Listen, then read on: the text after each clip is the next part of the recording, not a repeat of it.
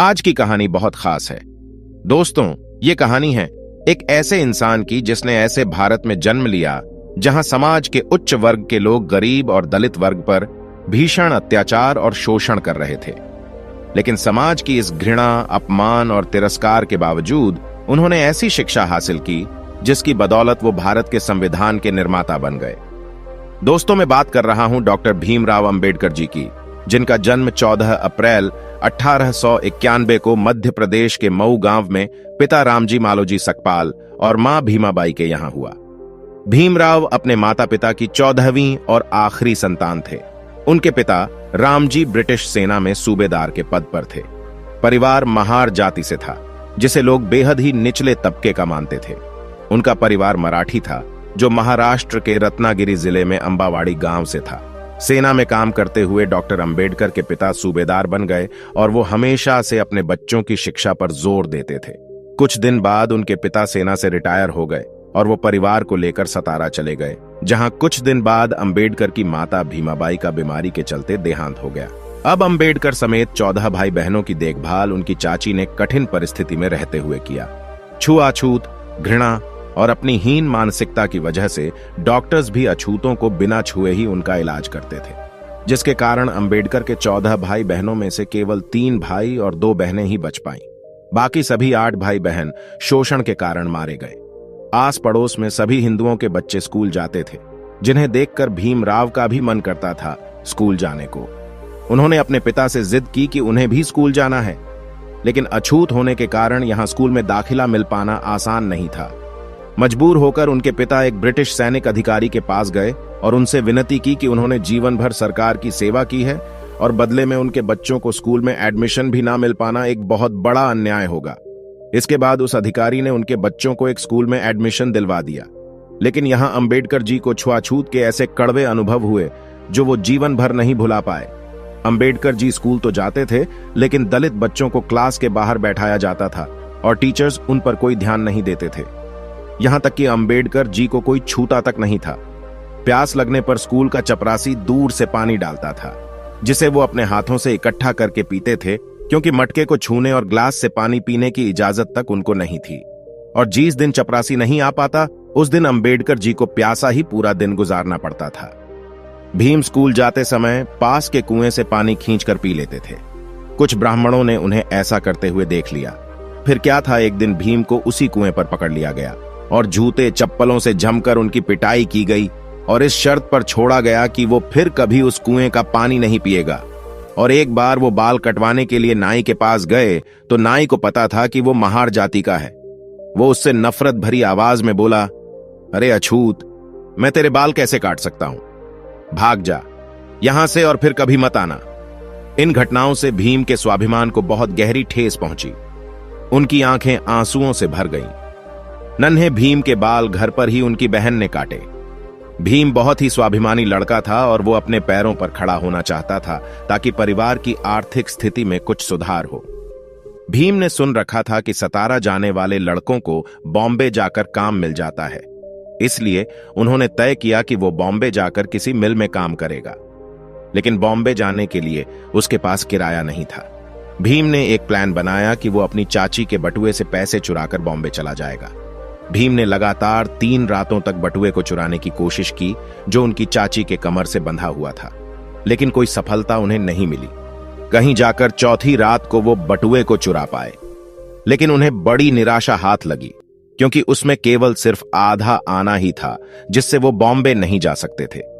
4 रातों के इस एक्सपीरियंस ने भीम को अंदर तक हिलाकर रख दिया। इसके बाद उन्होंने एक नई योजना बनाई, जिसने उनके पूरे जीवन को बदल कर रख दिया।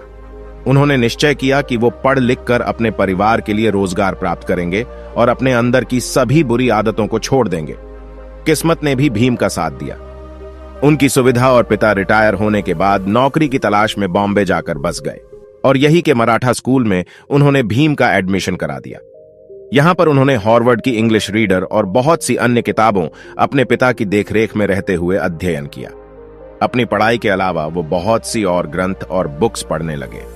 उनकी इस आदत से उन्हें बुक्स कलेक्ट करके पढ़ने का शौक लग गया। उनके पिता पर उनका यह शौक काफी महंगा पड़ रहा था, लेकिन वह चाहते थे कि भीम पढ़ लिख कर बड़ा आदमी बने। उन्होंने कर्ज लेकर भीम को बॉम्बे के एल्फिंस्टन हाई स्कूल भेजा, लेकिन यहां भी छुआछूत ने उनका पीछा नहीं छोड़ा। एक बार टीचर ने भीम से बोर्ड पर एक मैथ्स का सवाल हल करने को कहा। जैसे ही भीम बोर्ड की तरफ बढ़ा, अगड़ी जाति के हिंदू बच्चे चिल्ला उठे, सर भीम अछूत है, उसे रुकिए। दरअसल बोर्ड के पास उन स्टूडेंट्स के लंच बॉक्स रखे हुए थे जो भीम की परछाई पड़ने से अपवित्र हो सकते थे। इस डर से सभी बच्चों ने अपने डब्बे वहां से फौरन उठा लिए। इन डब्बों की खट्टर खट्टर आवाज भीम के कानों से उसके दिल में उतर गई, जिसने उसे पूरी तरह से तोड़ दिया। हालांकि उन्होंने उस प्रश्न को सेकंड्स में हल कर दिया जो कोई नहीं कर पाया था, जिसे देखकर टीचर समेत सभी स्टूडेंट्स भौंचक्के रह गए थे। इसके बाद उन्होंने हाई स्कूल पास किया और 16 वर्ष की उम्र में उनका विवाह 9 वर्ष की रमाबाई के साथ कर दिया गया। कॉलेज की पढ़ाई के लिए उन्होंने एल्फिंस्टन कॉलेज में एडमिशन लिया। पढ़ाई के दौरान भीम की मुलाकात एक टीचर केलुस्कर से हुई, जिन्हें पहली ही मुलाकात में भीम ने बता दिया था कि मैं एक अछूत हूं, मुझसे कृपया दूर रहे। उनके बेबाक अंदाज और पढ़ाई के प्रति जुनून ने केलुस्कर को बहुत इंप्रेस कर दिया और वो भीमराव को लेकर बड़ौदा के शिक्षा प्रेमी महाराज संभाजी गायकवाड़ के पास लेकर गए। जब महाराजा बॉम्बे आए हुए थे, वो वहां एक सभा कर रहे थे, जहां उन्होंने भीमराव से कुछ सवाल किए, जिनका उत्तर भीम ने बहुत अच्छे तरीके से दिया। इसके कुछ वर्ष बाद बड़ौदा के महाराज ने कुछ विद्यार्थियों को कोलंबिया यूनिवर्सिटी अमेरिका भेजने का निर्णय लिया। भीमराव महाराज से मिले और भीम की अंग्रेजी बोलने से वो उनसे बहुत प्रभावित हुए। उन्होंने भीमराव समेत 4 लड़कों को छात्रवृत्ति देकर अमेरिका पढ़ने भेजा। 4 साल बाद वो भारत वापस आए और बड़ौदा के महाराज के यहाँ मिलिट्री सेक्रेटरी के रूप में काम करना शुरू किया। लेकिन सैन्य अधिकारियों को महार जाति के एक लड़के को सेना के उच्चाधिकारी के रूप में बैठा देना पसंद नहीं आया। कुछ दिन बाद उन्होंने वहां से नौकरी छोड़ दी और वो लंदन चले गए, जहां अथक परिश्रम और मेहनत से उन्होंने वहां पर MSc, DSc तथा बैरिस्टर की डिग्री प्राप्त की। 1923 में वो भारत वापस लौट आए और वकालत शुरू कर दी। वकालत करते हुए उन्होंने देखा कि दलितों का कितनी बुरी तरह से शोषण किया जा रहा है। तब से उन्होंने अपना जीवन छुआछूत को खत्म करने के लिए समर्पित कर दिया। उन्होंने मुसलमानों और सिखों के अलग से मतदान को देखते हुए दलितों के लिए भी अलग से मतदान की मांग उठाई, जिसके कारण गांधी जी आमरण अनशन पर उतर आए। गांधी जी के कारण उन्होंने अपनी ये मांगे पीछे ले ली। Doctor Bhimrao Ambedkar philosopher, writer और एक महान लीडर हैं, जिन्होंने न केवल समाज में सदियों से दबाए गए दलित और अछूत लोगों के लिए लड़ाई लड़ी, बल्कि इतनी भिन्नता हो से भरे भारत को एक संविधान में बांधने का काम भी किया।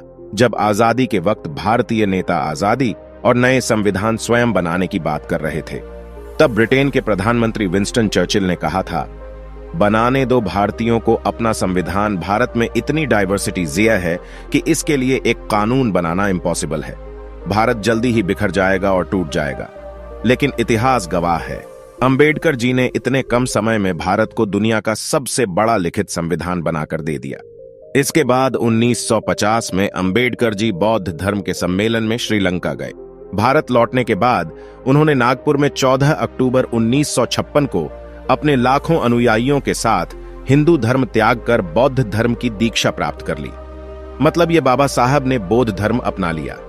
अंबेडकर जी ने हिंदुओं में प्रचलित जाति प्रथा की घोर निंदा की।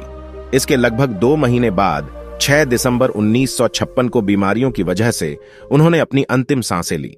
उनका अंतिम संस्कार बौद्ध धर्म के रीति अनुसार हुआ।